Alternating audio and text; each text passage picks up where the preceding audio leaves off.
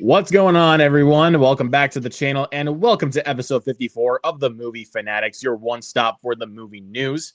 So, my co-host is right over here. It is Michael. What is going on, man? Doing good. It was 80 degrees today here in New York. Jeez, Lucky bastard.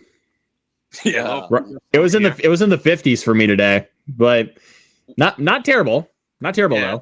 I was working outside today and I enjoyed it. For me, where I'm living in Michigan, it was about the low 60s to mid 60s to low 70s.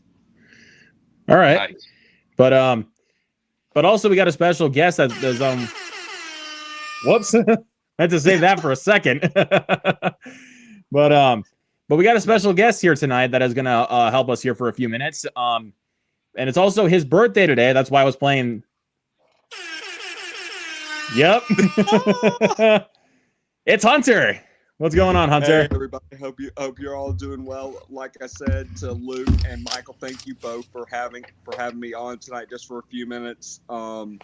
It's just I just enjoy getting to be on whenever I get a chance, whether it's like every few episodes, whether it's like a month like down the line or 2 months down the line. I mean, I'm just glad we're able to get me on more now since we have a better way to communicate and get me on. Oh, for sure, man. But also, someone's in here in the comments already. It's my boy Michael Entity, aka Chaotic World. What's up? Yeah, man. What's up? Yeah. I mean, if you see that type of comment, like you have to do it like in Scary Movie. Like what's you just up? got to like what's up? Oh, and I've already seen Scary. You gotta do it like the Dudley Boys of Scary Movie 6. I've seen a cut of it, but I haven't seen the whole thing. It looks fun. All right, but what were you saying, Michael? Well, you gotta do it like the Dudley Boys from WWE. They used to do what's up? What's up? That's good plug. Good plug there, dude. All right, so y'all know how we start the show. Of course, we talk about the weekend box office, and we have had a stacked weekend at the box office. Like people have been wanting to go to the movie theaters, and we love to see that. And I'm not surprised at number one. Number one, go figure, with 76 million domestic, is The Devil Wears Prada 2. And let's take a look at the global box office, 239 million. Wow. That is impressive. Yeah, because I actually went to go see this on Sunday with my mom because she really liked the first one, and my theater was packed. Honestly, I didn't care for it. I thought it was just okay. The first one is much better. They gotta understand it's a chick flick. Well, I mean, I like the first one a lot. Like it's like more simple. This sequel is kind of just, it exists. It's there. I'm honestly gonna forget that I watched it. Yeah. So, I mean, my mom even agreed with me that. Can't care for it either? No, she said it was just okay, like I did, but she also agreed that the first one was way better. 20 years too late. Yeah, I mean, I'm glad they got to make a sequel. It was nice to see the original cast back, but that should have made for a better movie. Luke, I was watching on Instagram. This might surprise Michael. This might surprise you as well. So somebody was interviewing Stanley Tucci and Emily Blunt together, and during the end of the interview, they mentioned that one of their colleagues, this was the interviewee, said that their colleague had passed away, and their favorite movie was The Devil Wears Prada. And so at the celebration of life, they actually showed the first movie, and Emily Blunt looked like she was about ready to cry. And Stanley said, "Thank you so much for sharing that." Yeah, that's honestly sad to hear, but it's cool to know that their favorite movie was Devil Wears Prada. Mm-hmm. So, but really quick, I'm going to hit a couple comments before we move on to the next movie. We got my boy Jason Carr in the building. What's going on? Jason says, Luke, Michael, and Hunter, hope all is well with everyone. It was cool today here in Illinois in the 50s. Not bad. Bad. And Ethan says, "You guys see this new Scary Movie 6 poster in the theater seats? It's basically just a callback to the original Scary Movie. Well, technically all the other ones, but like at the same time, it's kind of really just a callback to like the first like 2 Scary Movies. Didn't realize that Devil Wears Prada had such a huge fan base. Me neither. Yeah, Me neither. But you know, is what it is." And with a 44% drop with 54 million domestic is Michael. Right now at $434 million globally. Yeah, this movie is doing well, and I'm really glad it's making money. But This is my favorite film of the year so far. I think right now number 7. For me moment. right now, my favorite movie of the year is Project Hail Mary. But granted, I feel that by the end of the year, that my favorite movie of the year is either going to be Disclosure Day, The Odyssey, or Martin McDonagh's upcoming film Wild Horse 9, because that's gonna be one of those 3. But when it comes to Michael, it's definitely in like my top 5 right now. As a matter of fact, it's probably my second favorite movie of the year, which bumped The Bride out of the top 5. Huh. For right now, though, I've got like for movies I have above it, I have They Will Kill You, The Drama, Undertone, The Bone Temple, and of course Project Hail Mary, but also Good Luck, Have Fun, Don't Die. That is, that movie is just so much fun. When I saw that, I was just grinning ear to ear. It's great. It is just great, dude. Sam Rockwell, I don't think he's ever made a bad movie. I'm not sure which ones, but I'll have to look into that later and maybe see if I can see if there is one. Out of his things that I've seen. Right. Okay. Yeah, that makes sense. 41% drop with 12 million domestic is the Super Mario Galaxy movie.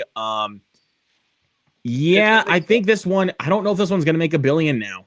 I doubt it, sadly. I think it's honestly just going to come this shy.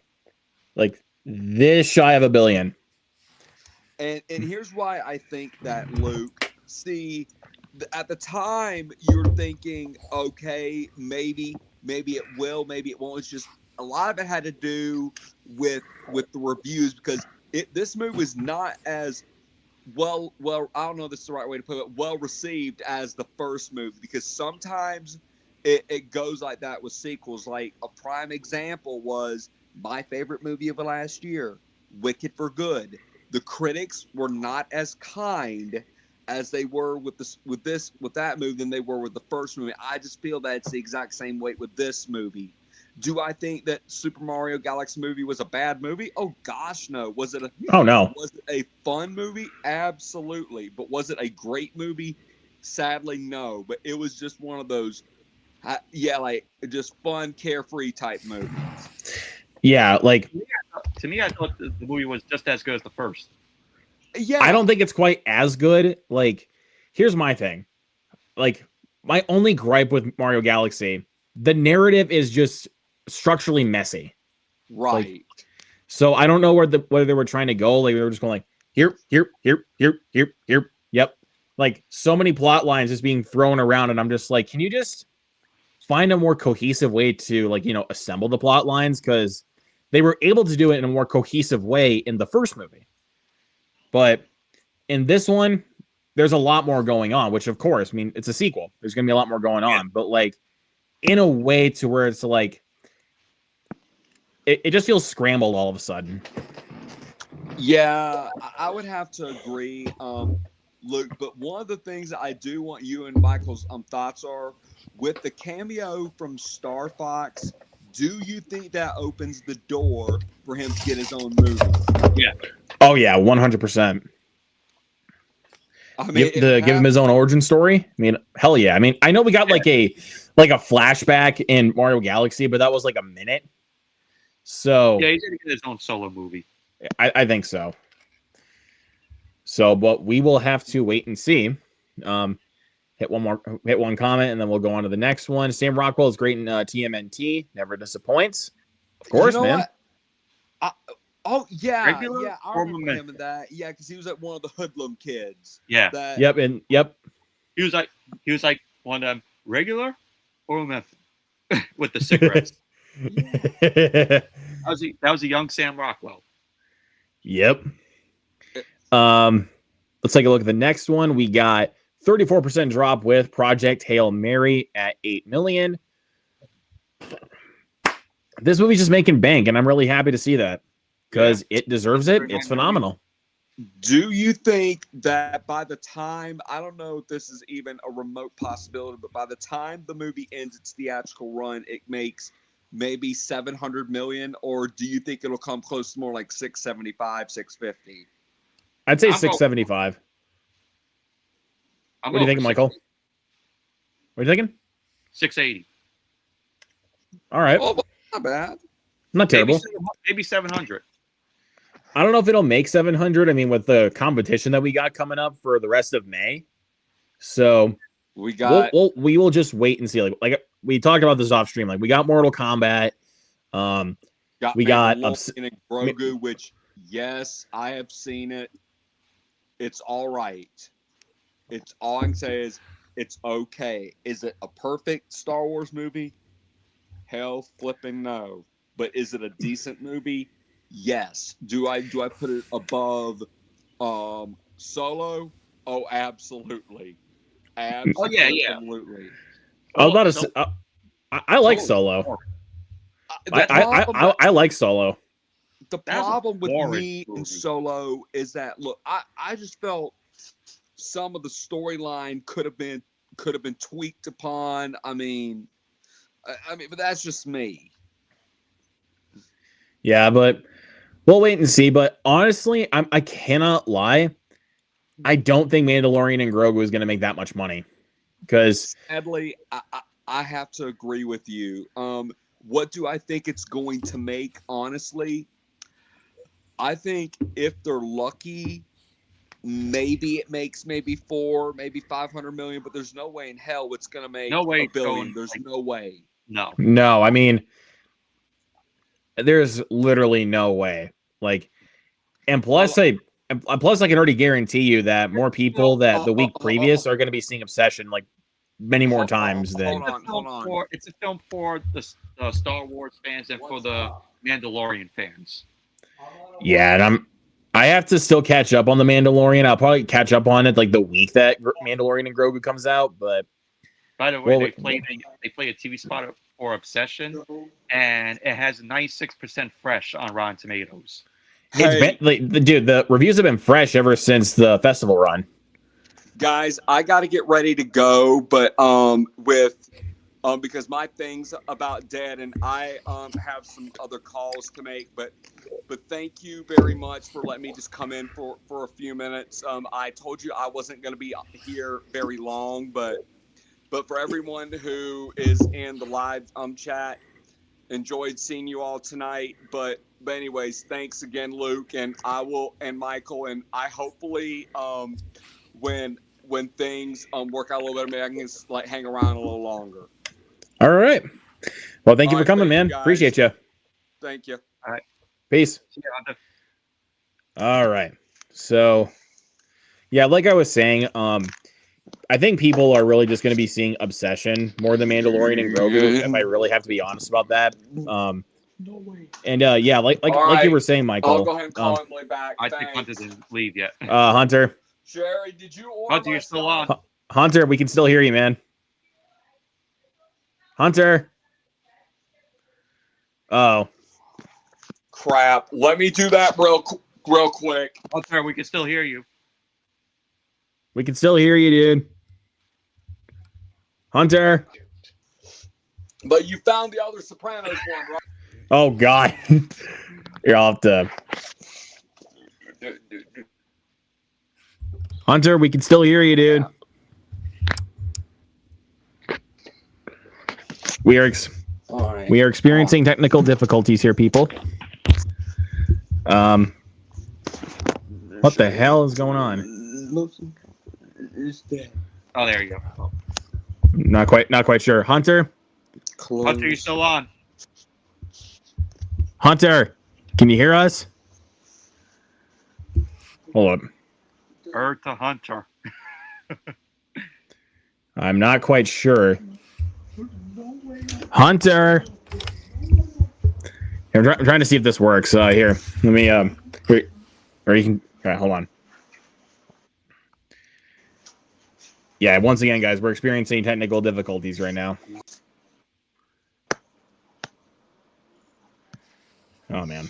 No, I made a mistake. I'm sure it's a mistake. Actually, Hunter.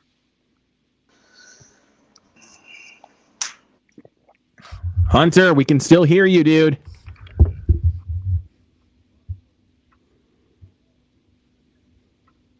Is there like something you can exit out? Like exit them out of the stream? Oh, Okay, because I was about to say, like, I don't know what's going on here. Yeah. Anyways, so yeah, sorry about that, guys. We're now back to your regularly scheduled programming. So Yeah, you got a little show there. but yeah, sorry about that, guys. But anyways, let's get back to the box office here. Again, once again, sorry about the technical difficulties. That might be one of the highlights of this episode. Probably. But yeah, Project Hail Mary, I sense them making 700 closing.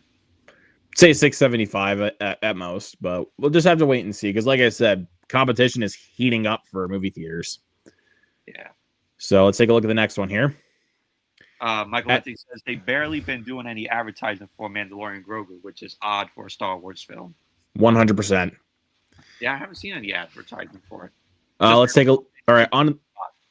Yeah, the next one was the other new release that came out last weekend, which is Hokum at $6 million right now, clocking in at $7 million worldwide. Now you did see this. Still haven't yet. My theater did not play this, but I was saying I might have a chance to see it on Thursday. I might. I mean, I'm not promising anything, but I might have a chance to go see this. But I've been hearing a lot of great things. I like Damian McCarthy's direction, so I like him as a director. So, yeah, cannot wait to see it. All right, let's go to the next one. Animal Farm, $3 million, another movie that released over the weekend, and this movie did piss poor at the box office, and I heard it was dog shit. And guess what? My theater's already pulling it this week. That explains the movie. So here's why I was here's what I'm saying. We're getting 3 movies this weekend. Like, we're getting the Billie Eilish tour, Sheep Detectives, and Mortal Kombat 2, and they're already pulling Animal Farm. That should tell you how bad people have been saying this movie was. So, yeah. All right, let's go on to the next one. But yeah, everybody's gonna flock to that awful looking Sheep Detectives. Don't. You know how I continuously say never talk shit about a movie before you actually watch it? That's what I got to say about that one, because apparently people have been saying it's really good. So, never judge a book by its cover, buddy. I don't get it. I usually hate horror films that are ambiguous and sometimes confusing, but for some reason I loved Hokum, and I'm excited to see it again. There you go. But anyways, Lee Cronin's The Mummy, 60% drop. Let's take a look at the worldwide gross. Not bad. I'm not even gonna lie to you. I kind of forgot I watched it. It's pretty forgettable, dude. Cannot lie. Like, I like it, but I don't know what it is about that movie. It's like you watch it and then you won't remember it the next day. The next few weeks, more like. So, hey, Prince, what is going on? Said Michael, you watched Death Note? No. What the hell is Death Note? Oh, it's a really popular anime, but I haven't seen it. I haven't seen it either, but I've heard it's really good, and I do want to watch it. Animal Farm was a $30 million loss, if I read correctly on Wikipedia. Oh shit. Oh, shit. That's crazy. Wow, Angel Studios with a big bomb. All right, let's go on to the next one. All right, next up is another movie that came out last weekend called Deep Water. That is a shark movie. Directed by Randy Harlan. And starring Aaron Eckhart. Yeah, $2 million. Yeah, this one didn't do well. And also, I have not been hearing very many good things about this one, unfortunately. You want to watch a good Randy Harlan shark movie? Watch Deep Blue Sea. Yeah. But regardless, yeah, I probably won't be seeing this one in the theater. Watch Deep Blue Sea over Deep Water. Much better film, even though it's not a great film by any means, but it's fun. Or if you want a good recent shark movie, then go watch Dangerous Animals. That I have still yet to see. I've heard good things about it. Like, you mix a serial killer movie with a shark movie. Winning combo. That time I got reincarnated as a slime, the movie. I think that's an anime. 947,000. And then the drama to close out the top 10 with 908,000, 65% drop. I actually just watched this movie last night, and it's fantastic. Once the secret's revealed of what Zendaya's character says, which, if you guys don't know what this movie's about, it's of course about an engaged couple played by Robert Pattinson and Zendaya. The week of their wedding, they're with their friends, having drinks and, talking about the worst thing they've ever done. When it's revealed what Zendaya's character says, like I was saying before, that will determine your thoughts on the movie. Not going to spoil it, but anyway, but it will determine how you're going to feel about the movie going forward. Because it is fucked up and dark. Keeping it at that. Hopper, 63% drop. Great movie. Yep. 380. I'm glad it made some money in the long run. Let's see. What's next? RZA's One Spoon of Chocolate. I've heard it's kind of like Tarantino-ish. Yeah. But yeah, that's another one I haven't really been hearing anything good about. So yeah, RZA wants to be like Tarantino. So yeah, I don't know. Might be a pass for me. I watched the trailer for it. I'm like, eh. I mean, like, I love Tarantino, but like, doesn't look great. But there's a difference between taking inspiration and just flat out copying their style. But I don't know. From like what I've heard, it's like a wannabe Tarantino. The trailer made it look like, RZA is trying to copy Tarantino. You don't want like carbon copies of Tarantino movies. Yeah. Like if you want to take inspiration from Tarantino, then cool, but don't flat out copy Tarantino style. And yeah, I think that will about cover it for this weekend. Yeah. At the box office. So this weekend we got Mortal Kombat 2, The Sheep Detectives, and the Billie Eilish tour movie. I still think Devil Wears Prada is still going to clock in at number 1 because of the fan base, of course. No, I think Mortal Kombat. Mortal Kombat 2 might come in a close second. I'd say. I think Mortal Kombat 2 will come in a close second. I think Michael will also still remain in the top 3. Mortal Kombat 2 knocked that chick flick. Be right back. RZA is a better actor than he is director. He's great in Nobody. Yeah, RZA is a pretty decent actor. All right, we're back. Michael T makes a good point. RZA is a better actor than he is director. He's great in Nobody. But both the Nobody movies. But yeah, like I was saying, Mortal Kombat 2 knocked that chick flick from the number 1 spot. It's I don't think it's going to happen because Devil Wears Prada has its fan base. So we already know that that's going to make more money. But I think Mortal Kombat will come in second place. I mean, I know there's also a really big Mortal Kombat fan base, but Devil Wears Prada, dude, that audience showed up. So, and I think Michael will be at number 3. Or it could be the other way around. Like Michael could be at number 2, and then Mortal Kombat 2 will be at number 3. But we will just have to wait and see where they go. Will be in the top 5. I think the Billie Eilish movie will come in close, but Yeah, Sheep Detectives will probably be in the top 5 because it's a family movie and it's also like Mother's Day weekend, so it'll be one for the families to go see, and I'm planning to go see it this weekend. The Billie Eilish one I could see in the top 5. I mean, she has a fan base. I'm not a fan of Billie Eilish, but I could see that happening, but it's not like because usually concert movies are not don't usually last long in theaters. Like they're usually in theaters for like about a week. She has a fan base. Right. But you kind of get my point though, right? Because like the 21 Pilots concert movie was in theaters for about a week and like it still made a good amount of money. It could be the same with this one, but once again, like concert movies do not stay in theaters very long. Just depends on like which one you talk about. But we will just have to wait and see where they go. So anyways, let's go ahead and move on to our next topic. Let's just go ahead and breeze through a few of these really quick, and then we'll start talking about like some of the article ones. So we got a movie called November 1963 that has been acquired by Ketchup Entertainment, and it's going to be starring John Travolta about the JFK assassination. I don't know. We'll just have to wait and see. I want to check out the miniseries 11/22/63 with James Franco, where he goes back in time to try to prevent the assassination of JFK. It's going to be the next bomb for Travolta. I don't know what it is about Travolta right now, dude. Like his track record is not good. It's like he started off good, down, and made a comeback with Pulp Fiction, and then.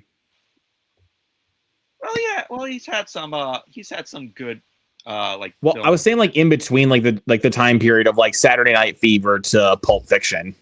Or you can mention Carrie. Oh yeah, of course. Oh yeah, Carrie was his first role, but like I think his breakout was Saturday Night Fever. So. Yeah, Saturday Night Fever, Grease, and then into Urban Cowboy. Yeah, but. Then you had stuff like Staying Alive, which was kind of a low point for Travolta, and then it was like Saturday Night Fever. Yeah, I knew that. Directed by Stallone. But then when he got cast in Pulp Fiction, it was a comeback for Travolta. That's when he really started to, get more roles. Like if he wasn't cast in Pulp Fiction, I don't think we would have gotten him in Face Off. No. So I want to take his face off. Anyways, I had to quote Face Off.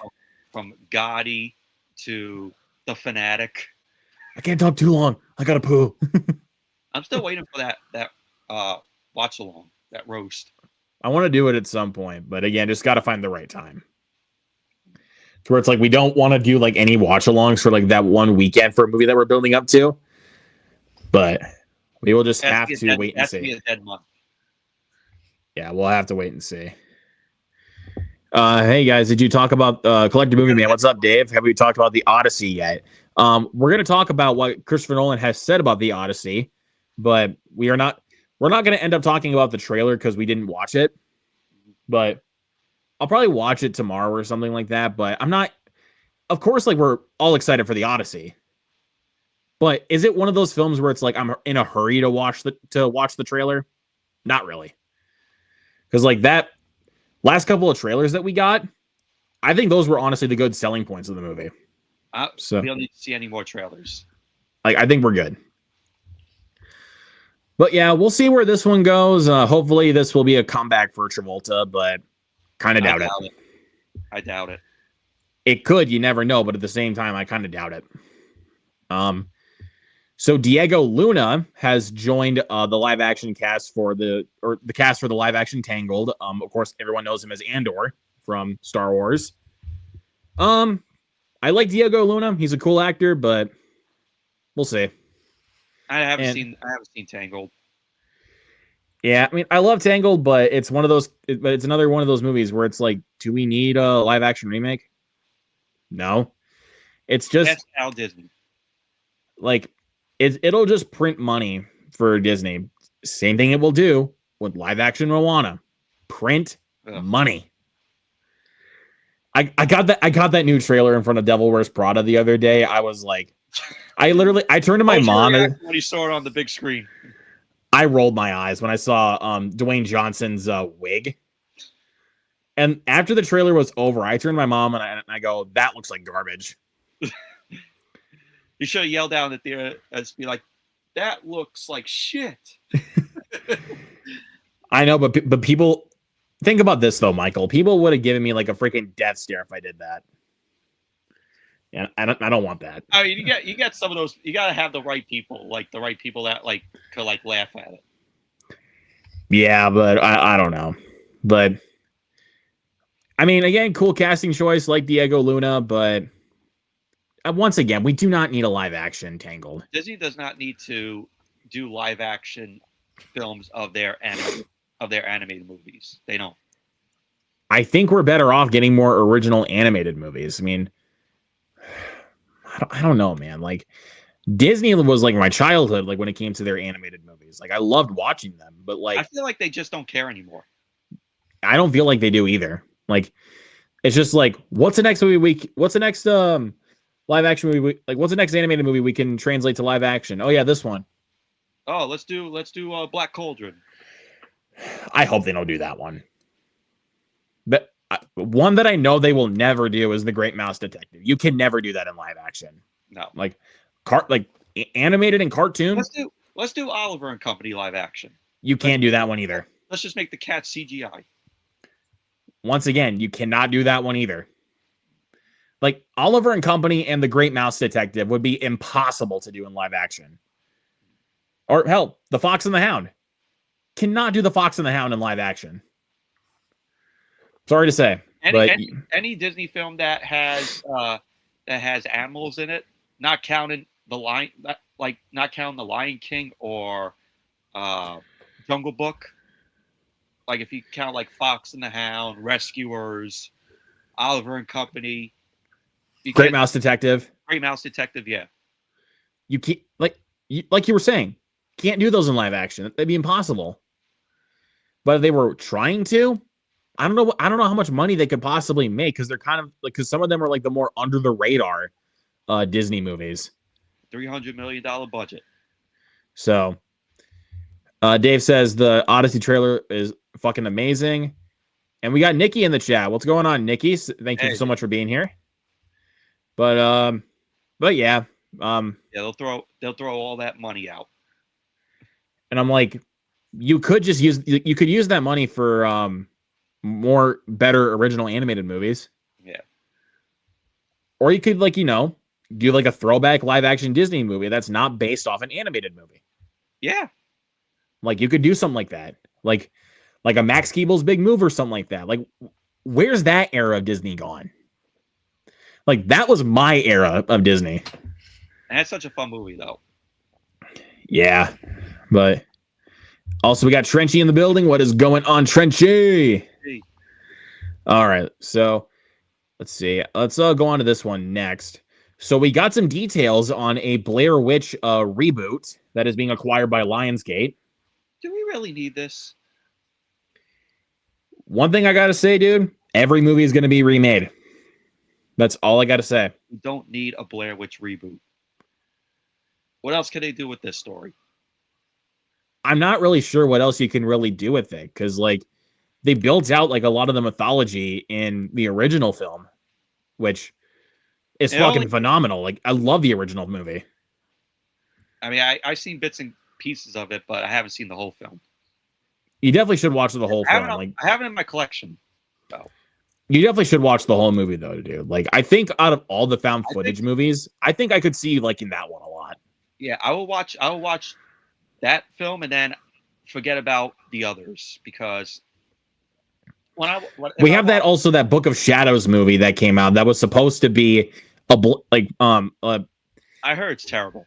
I was trying to how do I describe it? So the one that we got is the one that the studio wanted, which is a Blair Witch sequel, and not the one that the director wanted. So that certainly does not help anything. And the 2016 one, I didn't hate it. I thought it was fine, but could have been a lot better. Just so many fucking fake jump scares that kind of irritate me. Like at least 5 or 6 times in that one movie, someone will just jump up to the camera and go, "Hey!" Like that. What? Yeah, that kind of jump scare. Yeah, I'd rather watch the first one and then be done with it. I don't need to see the others. Blair Witch 1 is overrated, but that first remake is one of the worst I've ever seen.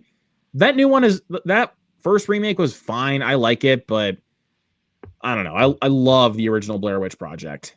Trenchy, then you're gonna hate this reboot probably. Yeah, I don't know. But what was comment?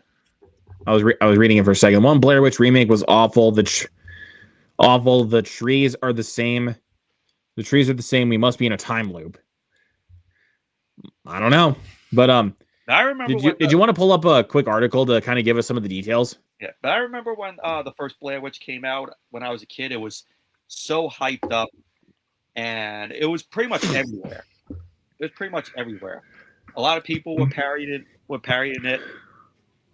Yeah, I mean, I was trying to think. Like, we even had like a parody movie like of the Blair Witch Project.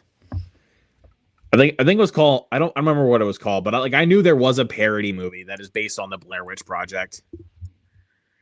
And there was, I think, a mockumentary that takes place like after the project left off called Curse of the Blair Witch, which I've heard good things about. I want to check that out. So this comes from Lionsgate and Blumhouse. Blumhouse is having a hand in this reboot. Makes sense. Honestly, it makes sense why they're having a hand in it. So, they confirm online reports from earlier this year that up-and-coming horror director Dylan Clark has been set to helm the new Imagining. All right.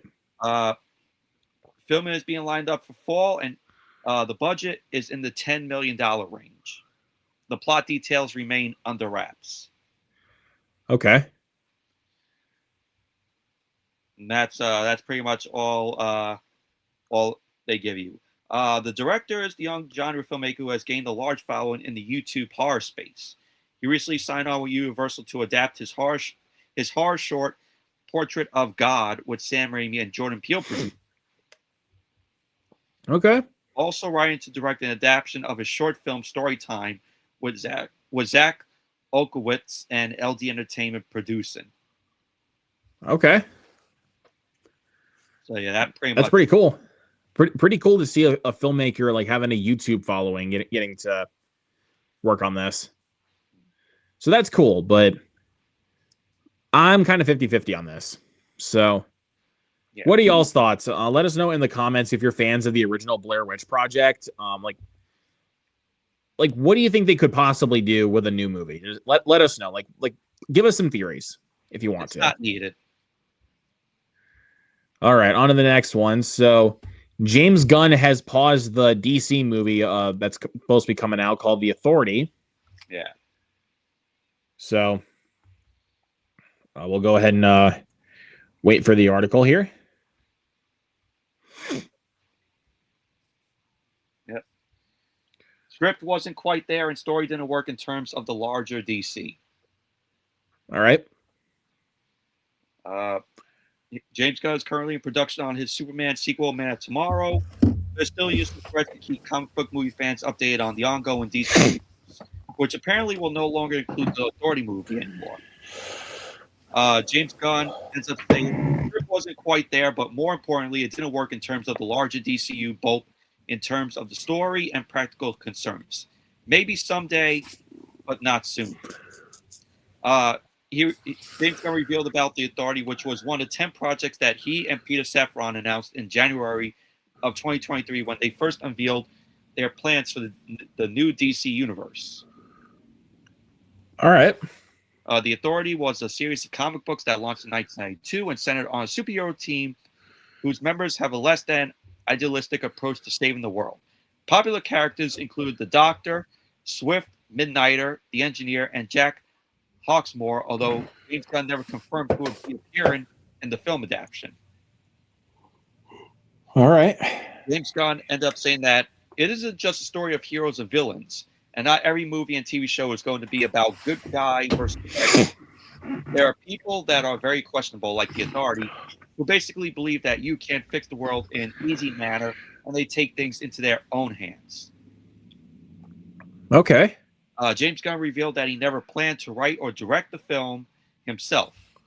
The DC co-boss has been adamant in various interviews since taking over the studio that DC movies will never go into production until their scripts are fully developed and ready to film. I like that. Okay. Not bad. But yeah, that's James Gunn also confirmed in his latest update that Booster Gold and Paradise Lost, 2 other projects announced in January 2023, remain in development and in extreme development, respectively. All right. So, I mean, with him working on Man of Tomorrow, it makes sense like why he's, taking a stop to this movie. So, yeah. But anyways, let's go on to the next one here. So Dave Franco is joining Sophie Wilde in a new alien invasion thriller. So go ahead, Michael, and pull this up for us, please. Yeah, so this is interesting. I mean, gotta love Dave Franco. I mean, the dude's just been on a roll as of recently, dude. Yeah. This film is going to be called Soon You Will Be Gone and Possibly Eaten. That is a very unique title for an alien movie. This is coming from, I think this is going to be the script is based on this short story by Nick Antosca, creative showrunner of Apple TV's upcoming Cape Fear series. Okay. Production is earmarked for this summer. All right. Follow Rob and Sable, a young. What's this? I like Booster Gold, the character. But you should wait to introduce the character until your Justice League is fully formed and established. 100%. Anyway, sorry to interrupt there. Go ahead and continue. It's all right. The movie will follow Rob and Sabine, a young engaged couple who head to a secluded mountain resort to take their vows and step into the new chapter of their shared lives. What was planned as a joyous wedding attended by family members takes a different turn when unexpected guests crash the ceremony. And the additional casting is in process. All right. Yeah, like I was saying, Dave Franco has really been on a roll as of recently. I mean, with let me see. Like he was in Together. What else we got? Oh, he was in Hoppers. Yeah, he was in Hoppers as the main bad guy. Which I will admit, I didn't really care for his villainous character, but he was great in the movie. Like I have to admit that he's great. What else? Of course, the new Now You See Me, Regretting You, Love Lies Bleeding. Like, dude's been on a roll for the last couple of years, and I love to see that for Dave Franco.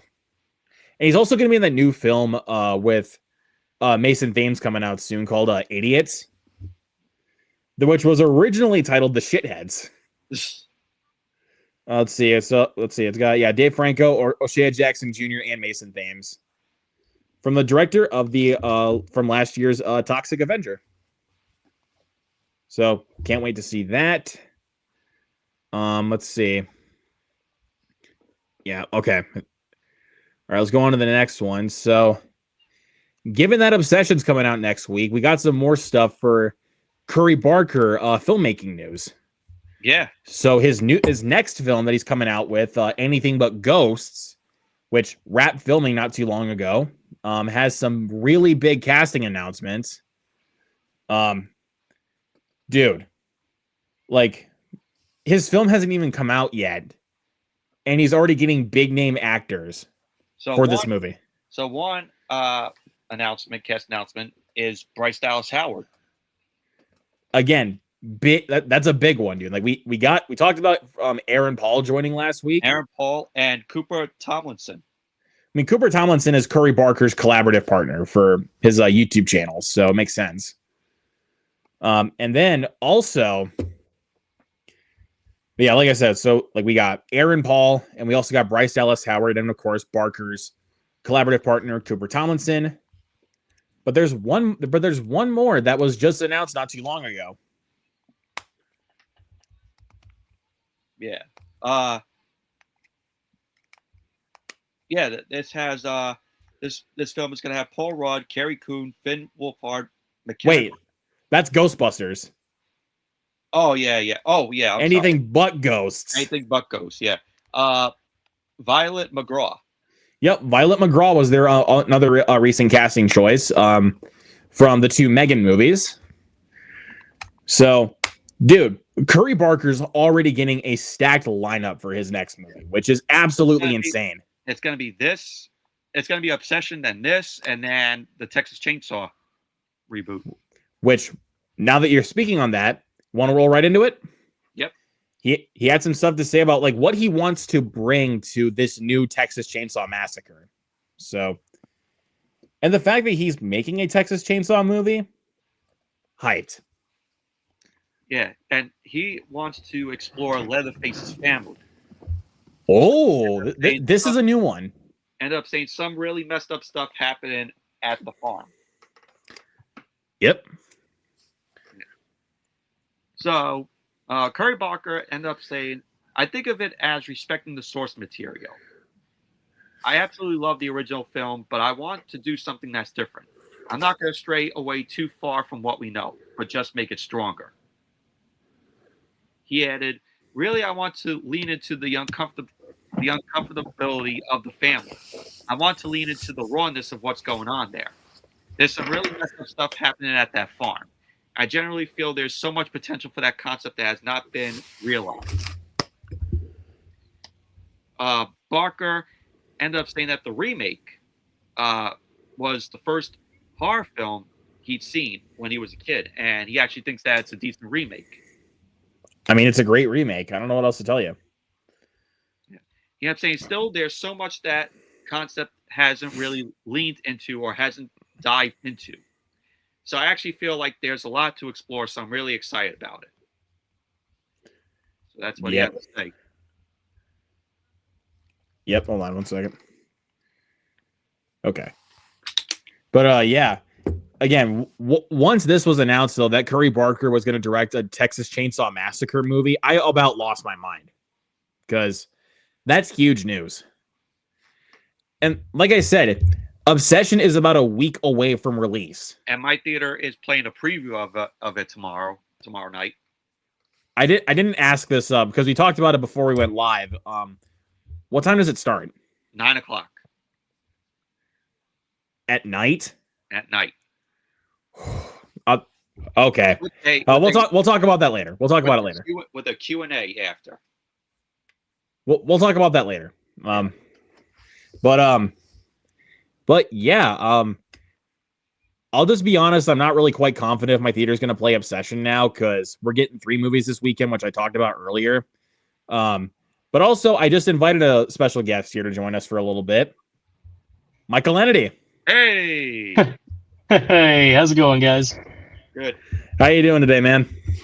Oh, not too bad, man. Just chilled on the weekend, and then I'm finally able to see Project Hail Mary on Sunday. I'm actually taking my mom for Mother's Day, and because she's a big Ryan Gosling fan, just like I am. Which, I mean, who isn't a Ryan Gosling fan? I mean, hey, there you go, man. Yeah, it should be a fun Mother's Day, but I'm finally looking forward to watching Project Hail Mary because all my film buff friends are giving me shit for not watching it. I'm like, I know, I'm an embarrassment. I watched Monster House. I watched Monster House this weekend, but not Project Hail Mary. I was gonna say that. I was like, you watched Monster House, but not Project Hail Mary. Well, I mean, Monster House is a classic, though, dude. It's a classic. I showed my kid for the first time. He's at that age where he can start enjoying movies, and surprisingly, he actually really loved it. Dude, that's awesome, man. I never watched. I thought he was going to be scared. I mean, this kid is scared of the Spooderman Spider-Man meme. He's scared of that, but he wasn't scared of Monster House. Monster House scared the shit out of me when I was a kid because I watched it when I was 3 years old. It's a phenomenal film, but so I can't see the phone right now because I'm just moving around. But what's the discussion right now? So we were just about. Go ahead. No, you go ahead. So we're talking about Curry Barker on directing Texas Chainsaw Massacre, and he said that he wants to explore into Leatherface's family. You know that and that's a good idea, but as we remember, it's not the first movie to do that. They've done that before with they did that with the 2003 remake, and then they did like the prequel, the Texas Chainsaw Massacre, the beginning. So we've definitely seen that before, but I wonder if this movie is specifically going to focus on the family, because unlike the other movies where we focus on a group of characters and every now and then we see the family. I think it would be really interesting for the movie to only focus on the family and no other characters. Yeah, so we'll just wait and see what we got. So, and hey, with Curry Barker at the helm, I can't complain. And look, Obsession's already my favorite horror film of the year, and I haven't even fucking seen it. I still keep getting text messages from Nikki. Sometimes I get voice memos, and she'll say, "Hey, it's Nikki. You're not ignoring me, are you?" And I'll be like, "Leave me alone." Well, you know what? I'm getting the movie as a preview tomorrow night. Oh, really? Yeah, it's a 9:00 show, and then after the movie, they're doing I think like a live stream Q&A. Oh, okay. Yeah, they've been showing what's it called? They've been showing some clips here and there, like for the past couple days on YouTube, and I'm like, guys, no, please don't. We're so close to being released. IGN posted a clip today of a like a clip from the movie. I was like, nope. I mean, it doesn't fully spoil the film necessarily, but for me, I'm just like, guys, you're so close. Just stop. They really want people to see it though, so I understand like why they're doing it. Yeah, no, absolutely. I mean, but their marketing campaign is already incredible to begin with. But no, I get it. But honestly, man, I'm excited to see a Curry Barker Texas chain. I think probably in the next couple of years or so, Curry Barker and Zach Kreger will go down as like the two great horror directors. Yeah, I could definitely see that happening. But and also it's got the Obsession's got a 96% fresh on Rotten Tomatoes. The buzz for oh, go ahead, Michael. Sorry. Oh no, you're good. I was just saying, like, everybody's going crazy for this movie. Even Cecil from the horror show, who is very judgmental whenever it comes to horror movies, he called it a masterpiece. And I'm like, okay, I did not expect. He never gives a 10 out of 10 for any horror movie ever. So I was surprised when he gave Obsession a 10 out of 10. I mean, hey, there you go, man. But yeah, I was trying to talk about this earlier, but I don't know if my theater's going to play Obsession. I'm still hoping they do.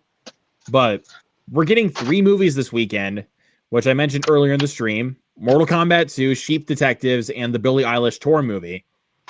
If my theater had to drop something next week, it would either have to be the Billie Eilish tour, because concert movies don't usually play in theaters that long. Drop Sheep. No, they don't. Or they're probably going to drop Michael. You think so?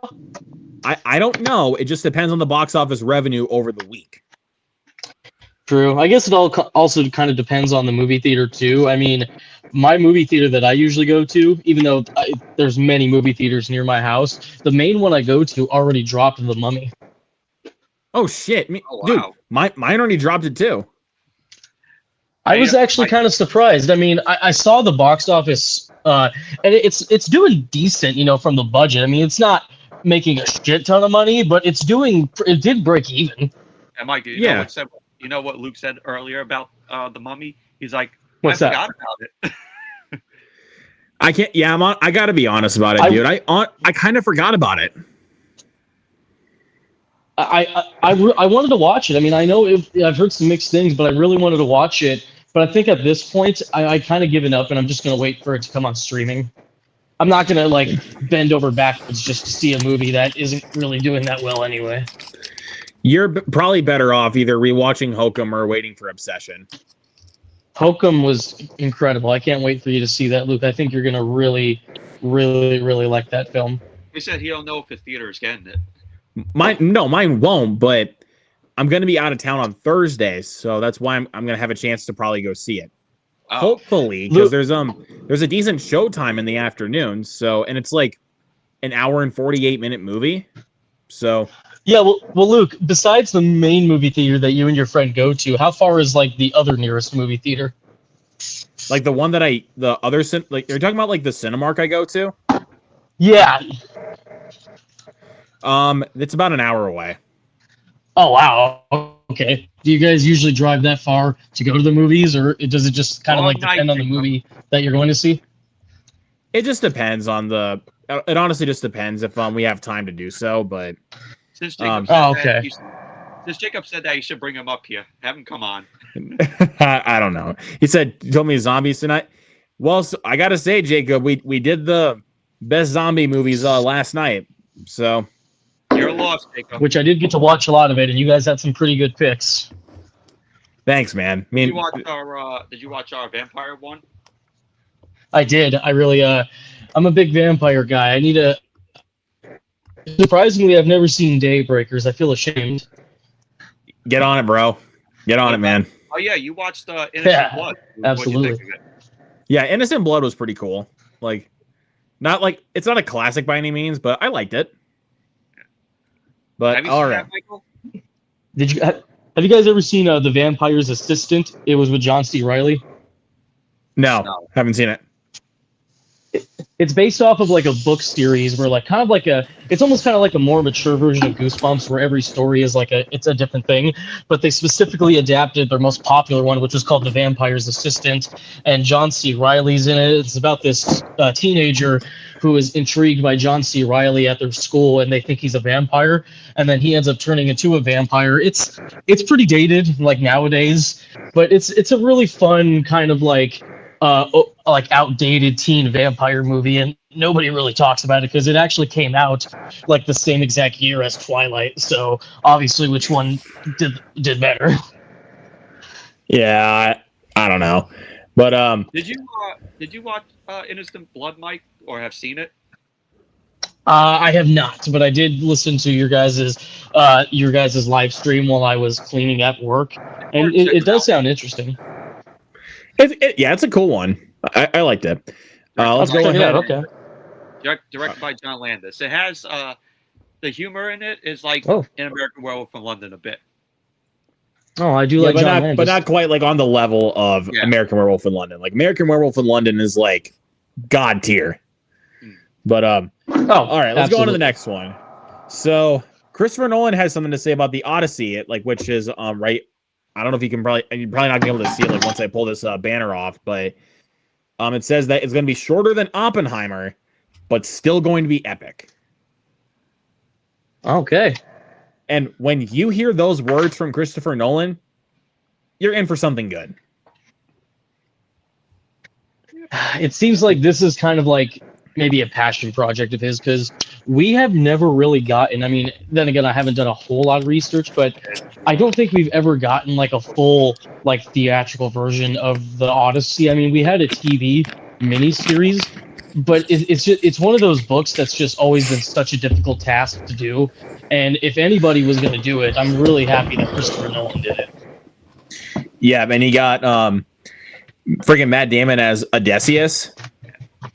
Yeah, and I'm so happy we get to see the Cyclops. Bro, this is about to be something special, dude. Now, I mean, did you watch the new trailer, Michael?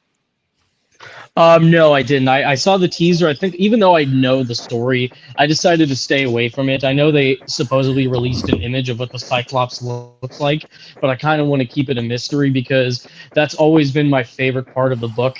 And I don't like to read, but the Odyssey was one of the few books that got me into reading. And the Cyclops has always been my favorite sequence in the entire story. So I'm very, very excited to see how they translate it in. So I'm trying to go in as blind as possible. All right. But what do we got for the article, good sir? Fortunately, it says no runtime has yet to be released. Well, if he's saying it's shorter than Oppenheimer, it's got to be at least a few minutes shorter. 40 something minutes. Probably going to be 2 hours 50. Probably, we'll see. I mean, if he said shorter than Oppenheimer, and Oppenheimer is 3 hours long.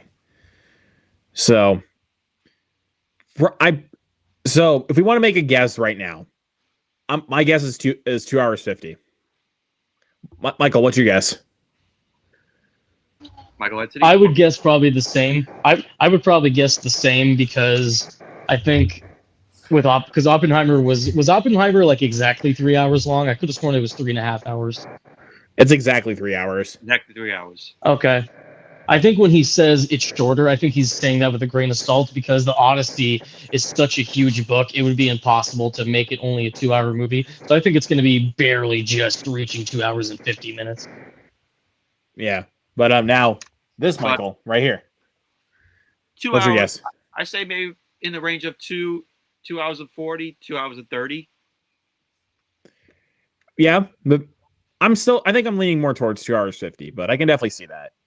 Like it could maybe be like 2 hours 40, 2 hours 45. So 10 minutes shorter. Like I'm thinking like 3 options right now. 2 hours 40, 45, or 50. So that's my 3 guesses for right now. But yeah, on the article here, it says Christopher Nolan says it's an epic film as the subject matter demands, but it is shorter. It won't be as long as film. Let me see. Ends up saying that there's a massive amount of pressure. Anyone taking on the Odyssey is taking on the hopes and dreams of people for epic movies everywhere, and that comes with a huge responsibility. Yeah, I'm saying what I learned from making the Dark Knight trilogy is that what people want from a movie about a beloved story, a beloved set of characters, is they want a strong and sincere interpretation. They want to know that a filmmaker has gone to the mat for it. I really tried to make the best film possible. All right. Nolan previously revealed to Empire Magazine that he shot over 2 million feet of film during the making of the Odyssey, which filmed for 91 days. Wow. 2 million feet of film? Has Christopher Nolan ever made a movie on digital, or is almost every single movie he does completely made on film? I think every single one of his films is always shot on film. He's not shot on digital once. I mean, I got to give him props. But if I'm being honest, I've always preferred shooting digital because it's so much easier to handle. Film is such a pain in the ass. I mean, it looks better. Film definitely looks better than digital, but the amount of work that really goes into processing it, it's not fun, dude. Even if you're just making a 10-minute short film, it's horrible. Now imagine getting the footage that Christopher Nolan does. I mean, I don't know, man. I don't know. Yeah, I mean, if you buy like his movies on like 4K, like precisely like Oppenheimer, like it's gonna look amazing because it was shot on film. Like, and you got the film grain there and everything. Like, I don't know, just Christopher Nolan always loves to go for like the film grain and look. Yeah, with digital, it doesn't. When you watch films on digital, it doesn't have that like film grainish look to it. Like how a movie is shot on film. Yeah, for sure. But also with Michael's point of like, shooting on a digital camera versus a film camera, I can definitely see that. Like the difficulties. I think it, when films are shot on digital, it just looks like video. It just depends on what way you look at it, like whatever movie you're talking about. But all right. So now, but there's more that he said. All right. He says, as a filmmaker, you're looking for gaps in cinematic culture, things that haven't been done before. Nolan told Empire about why he chose to adapt Homer's Greek epic. He kept saying that what I saw is that all of this great mythological cinematic work that I had grown up with, Ray Harryhausen movies and other things, I never seen that done with the sort of weight and credibility that an age budget and a big Hollywood IMAX production could do. All right. The Odyssey will also be a huge theatrical draw as it's the first Hollywood feature film to be shot entirely with IMAX cameras. A new IMAX film casing called a blimp was created for the movie to significantly reduce the noise IMAX cameras produce so that dialogue-driven scenes could be captured on the large format film. All right. The exact runtime and rating for the Odyssey have yet to be revealed. All right. So, yeah, there we go. That is the final say on the Odyssey for right now. Do you think that? So, what rating do you think that it might get? What do you mean? Like the rating, like the movie rating. It'll be rated R for sure. Yeah, I think it'll be R for sure. Like, I honestly, yeah, like I think it's gonna be rated R. Michael, Mr. Michael Kennedy, what do you think? I think it'll probably be rated R as well because it's kind of impossible to make the Odyssey PG-13 because of how very brutal and violent it is. I mean, maybe I don't know. Maybe Christopher Nolan can find a way to make it work with PG-13, but I definitely think it's going to be rated R. Yeah, I definitely think it will be too. But has one of Christopher Nolan's films been rated R? Has he done it? Memento. Memento, Insomnia, Oppenheimer. Oh, okay, so he has 3. Oppenheimer was rated R. Yeah, that was rated R. Wow, I guess I forgot about that. So he has 3 movies. Where is it? Right here. Yep. There you go. Oh, there you go. Yeah, confirmed. Rated R.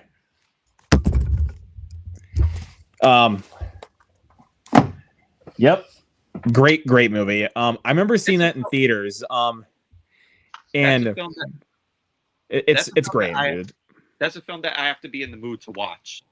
Yeah, it's definitely a long movie. But it's phenomenal. It's like the Godfather for me. I don't know. I wouldn't go that far. Like Oppenheimer, I think is better paced than The Godfather. No, like I'm saying, like when I said about like the Godfather, like I'll give it a chance, but you got to be in the right mood to watch it. That's how I feel. That's how I feel about. Yeah, The Godfather is. Oppenheimer. Yeah, even though The Godfather is one of my favorite movies of all time, it's not a background movie. That's what I would say. No, Oppenheimer's not either. Like you have to be like laser focused on the screen for Oppenheimer. I think surprisingly, Wolf of Wall Street for me could kind of be like a background movie, just because it's also just a fun, entertaining movie as well. But with a movie like Oppenheimer, you definitely have to be in the mood. But that's kind of all I'll say. But yeah, seeing Oppenheimer like in a movie theater was an experience, dude, and it was fucking incredible. Oh my god, I seen like I looked it up, The Vampire's Assistant. I didn't realize it was also called Cirque du Freak, The Vampire's Assistant. Yeah, that Cirque du Freak is the name of the actual book series, but most people just call it The Vampire's Assistant. And I'm looking at John C. Reilly's character. I'm like, what is that awful makeup? Yeah, it doesn't hold up very well. for a film in 2000 that was released in 2009. 2004 called. Yeah, 2004 called. Yeah, once its makeup back. Clearly. Anyways. Like, why does it look like Van Helsing? Okay, but Van Helsing's actually a fun movie. Yeah, I love Van Helsing. I gotta watch the trailer to this movie now. All right. Physical media. Time to talk some recent physical media pickups. Ooh, I actually finally got some new physical media, but I won't be able to show it, but I'll explain later. Do you want to just name them? What was that? Do you want to just name them? Sure. It's just 2. I got the 4K 25th anniversary of Dogma. For once, nice. I feel happy that I can buy a copy of Dogma, that doesn't cost that much money. But then again, I did pay, a lot of money for that Outsiders collection thing I got. And then the next one I got was, don't ask me why I bought it. It's a movie that I saw back in theaters when it came out. It's called Race to Witch Mountain, if anybody remembers that movie. I remember the one with The Rock, right? I haven't watched it was all right. It's okay. Yeah, I don't know, man. Like I was at Zia Records, which is the place I always go to buy my movies, and I was just looking through the like movie section, and I saw Race to Witch Mountain, and I'm like, I saw this in theaters when it came out. I haven't seen it since, and I really remember nothing other than it's just Dwayne Johnson driving aliens around. So I was like, all right, I'll watch it again, and I bought it, and I'm gonna watch it tonight. I don't know why. It was like $3 also, so it was cheap as hell. Not terrible. Yeah. Now, have you watched the original Witch Mountain movies? I have not. I know they're like cult classics, but I've never personally watched it. No. The first one is good. Second one, which is called Return from Witch Mountain, not as good as the first though, but I remember liking it. But the first one, Race to Witch Mountain, was great. Okay, I'll have to check that out. But They're good Disney '70s films. Yeah. that was a good era of Disney. But yeah, those are the only two new physical medias I bought. I really got to stop because I seriously cannot fit any more movies on my shelf. I've literally been putting the That's like movies me. like separately. I can't fit it anymore. Michael, you're Well, not I've alone. also been trying to like, find. I was been trying to like look through my collection to see like what movies. Michael, look at that. Yeah, like Oh, jeez. I mean, You and me are you the guys same. you guys can literally see my shelves in the background. So, Yeah. but I need to But, get a new shelf. I don't know if your guys' shelf is the same as mine, but I have this Blu-ray shelf I bought like 3 years ago. It's one of those ones where you actually have to mount to the wall, like it screws into the wall. I actually I have 3 shelves in this room that are ones that you have to screw to the wall. So I'm not a fan. I'm not a fan of those kind of shelves. I only got it because it was on Black Friday for Black Friday shopping, and it's cool. But like, it's to the point where like it almost looks like it's about to come out of the wall, and I'm like, man, I hope one day I don't come home and I see all my Blu-rays all over the place and stuff. because dude, that would be a pain in the ass to get 'Cause I all put that my stuff movies in- back up. Because I put my movies in alphabetical order, and I'm sure you guys know it's not fun to put your movies in No, alphabetical I don't put order. my movies in alphabetical order. My Blu-rays are in alphabetical order. Like honestly, to me I'm fine I have to have my Blu-rays in alphabetical order. So it's like if I'm looking for a Blu-ray movie Makes to it watch, easy to find. yeah, it makes it easier to find. So, but yeah, but like I was trying to say, I've been trying to see like what movies like I wouldn't even watch again or ones I just want to get rid of. So that way I can try to save shelf space and I don't have to worry about buying another shelf. Yeah, you could just sell. You could just sell them like movies that I have on 4K or on Blu-ray. Like if a movie comes out on 4K and I have it on Blu-ray, I just sell it. Same with the DVD. That's usually what I'm trying what I'm trying to do. So The only thing Yeah, is, I've been trying to do that with because I have a Blu-ray of Super 8 and a Blu-ray of Avatar. But you guys would know any video store you go to, they have thousands of copies of Avatar and Super 8. For some reason, those are like one of the few movies I always see at a video store, no matter where I go, and they never take them. yeah, so the only physical media that like I keep are like the movies that have like the special features that are not on like on like DVD or Blu-ray, and I just keep it. Yeah. Okay. Really quick, before we go on, I got to say what's up to my buddy Jeff. What is going What's on, up, Jeff? Jeff? Says I buy shelves to stack on shelves. Interesting, there, dude. Okay. I had to do that. I had to do. My name is Jeff. Oh God, 22 Jump Street. That's funny, but great to see you, Jeff. But anyways, yeah, like I was saying, I'm just trying to see like what movies like I don't want in the collection, and like I said, if I never want to watch them again, get rid of them so that way I can try to sell the movies and maybe try to get some credit from Last Stop and put it towards other movies I want to buy. Yeah. So, But the thing with me is I have it like a record store that sells records and DVDs, Blu-rays, 4Ks, VHS, and it's like maybe like 30, 40 minutes away from my house here. So I have to take like an Uber there, and I'm like, costs a lot. yeah. Yeah, there you go. I haven't been there in a while though, but I want to get a chance to make it out there again because I got a lot to sell. Yeah, but Michael, you said that you got one thing that you want to show off. Yeah. All right, go ahead. This has been on my watch list for a while because I like the premise of the film. It's called Fanboys. Oh, I've seen that. I've seen it. I've heard of that. I know it's about like a guy, like some friends that take their guy to like the Skywalker Ranch or something. Is that what it is?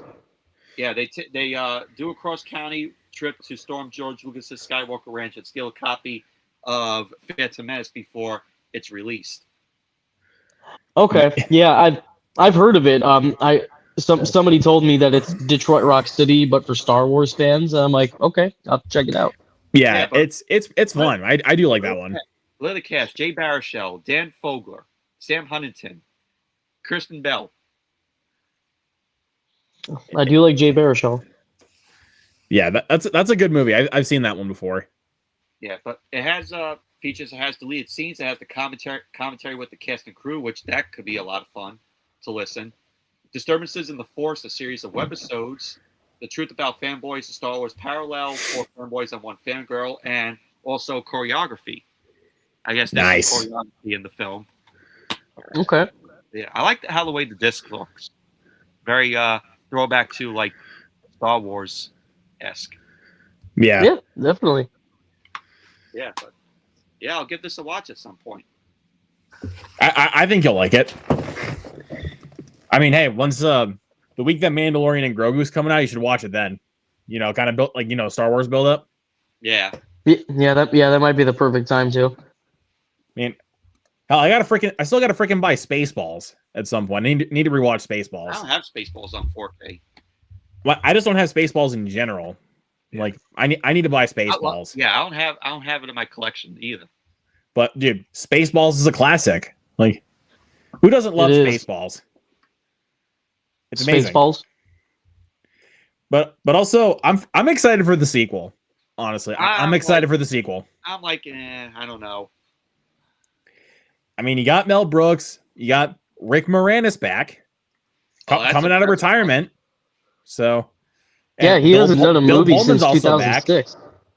Yeah, Bill Pullman's also back, and Lewis Pullman is coming into the picture. So, It's gonna be weird without John Candy. but I mean, hey, It is, but it could still at be the good. same time, like there's nothing they can do about that. Right. So it could still be good. But anyways, got 5 physical media I want to show. I picked these all up today. Okay. Pick these up at Walmart. So I Can Only Imagine 2. I really got it because I have the first one. So, and I like the first one just fine. Just never really understood like why we were getting a sequel, but I'll give this a watch at some point. Oh look, my name is GF made another comment. Come on, bro. Come on. There's a great 9-film Mel Brooks Blu-ray that had Spaceballs in it, along with 8 more fantastic movies. I'll have to check that out. And Joel, what's going on, man? Says, fellas, what up? Well, what's up, Joel? Good to see you, bro. All right. So yeah, got this one. I'm gonna plan to watch it here sometime soon after I rewatch the first one. Then got Goat. Probably the biggest surprise of the year so far. Honestly, I really, really enjoyed this one. Only you would pick up that movie. Oh, stop it. You would too. No, I wouldn't. Michael, I told you, never judge a book by its cover. Never judge a book by its cover, bro. It's better than you think it is. And then this one, I was so happy my Walmart had in stock because I wasn't sure if they would, but I'm really glad they did. Welcome to Derry Season 1. Been wanting to check this show out for a while, and now that it's finally released on Blu-ray, I can finally check it out. Yeah, I saw that when I was at Walmart earlier, and I was like so tempted to buy it. I'm like, I got HBO Max. I'll just watch it on there. Yeah. But you wouldn't like to own a physical copy? I would, but like I would rather watch it on streaming first, because if I end up not liking it, I'm like, why would I even buy it if I don't like it? That's understandable. Right. But then again, I own some really terrible movies, so what do I know? Oh, you're not alone. We all do. We all do. But yeah, I don't have HBO Max, so that's the reason why I had to pick it up on Blu-ray. So yeah. all right. But yeah, Joel so says, Joel says there's a Rambo Steelbook set on Lionsgate Limited. Getting the new Lego Batman this month. Nice, dude. Nice. Ooh. All right, and I got these 2 from Amazon today. Got Good Boy, of course, starring Indy the dog. Really, really good movie. Not a movie you'll watch all the time, and it's also kind of overstays its welcome just a little bit. Like, it's only a 73-minute movie, and it feels a bit longer than that for some reason, but Spoiler, really, really good movie. The dog lives. Yes. That's right. Like, Mike told us that when he saw the film. Yeah, the dog lives. So just want to say that right off the bat. And then this one, was very happy to get this one. Yeah, I know what it is. Send Help. Yep. You paid $35 for that. Why the hell not, dude? Because this is one of my favorite movies of the year. Had a great time seeing it in theaters, and I've been wanting to watch it again. So It's a good one, man. You know what? I might pick it up. Just do so, man, because it's worth the price of admission, and it's worth your time. So, and, yeah, like I said, I've also been wanting to watch Send this Help again, is a part of the. Go ahead, sorry. It's a good one. Send Help is a movie that's part of a type of movie that I like to call the good for her movies, where it's like about a woman. The main character is a woman who is dealing with a lot of pressure and like a lot of abuse or stuff in her life, and then eventually she finally gets the upper hand. Movies like The Invisible Man or Midsummer, and at the end of the movie you can go, good for her. That's what I call them. This movie perfectly fits into that category, so it does. It's a good movie. I was shocked how much I did it. I wonder if it won its if it broke even at the box office. Let me take a look. I need to look at the box office on IMDb, because that also will tell me the budget. Yeah, I got it for you. No, I got it. I'm already there. 40 million was the budget, and it made 94 million at the box office. So okay, so let me see. Maybe. Oh, it was so close. It had to make 100 million to break even. It was so close. That's unfortunate, but I still really liked it though. Yeah, I did not mind paying $35 for this. Like, honestly, I really did not mind it. No, absolutely not. All right, guys, that will do it for this episode of the Movie Fanatics. So stay tuned for another episode coming up next week. More than likely, just to, of course, always depending on schedule. So, and I was trying to think, because like we did episode 50, which was a regular hangout stream, because like every 10 episodes we would try to just usually do a game night. So maybe next week we could do a game night to make up for that. Maybe. I'm totally down for it. All right. So yeah, just like always, the movie trivia like we always do. So where me and Michael are going to host. So, but yeah, I think that will do it. So, but yeah, as far as content goes, on Sunday, it is my birthday. We are going to be doing a watch along for Good Luck, Have Fun, Don't Die. I don't have my copy yet. I didn't order it. You should before that. No, don't do that. But you should get it though, man. Yeah, I know. But yeah, I'm very excited to do that one. I'm hoping to get a panel for that. And then next week for Horror Hounds, we're going to be doing a watch party of all of Curry Barker's short films in the build up to Obsession, which of course they're all on YouTube. So very much looking forward to that. And for Movie Fanatics, we might also do a review for Mortal Kombat 2 as well. If I do get a chance to see it. Well, and just so that way we can get the review out, man. Because you like the first one. Mm-hmm. So, just saying. And Jeff says, good night, fellas. Well, good night, Jeff. So, thank you to everybody that was tuned in, watching the stream. Hunter joined us for a few minutes, so thank you, Hunter. And also, of course, go subscribe to both their channels right here, Michael101591, and of course, Michael Entity, but known now as Chaotic World. So, anyways, y'all, thank you so much for watching. Chaotic World B1S. Anyways, y'all. Thank you so much for watching. We'll see you guys on the next one. Have a great night.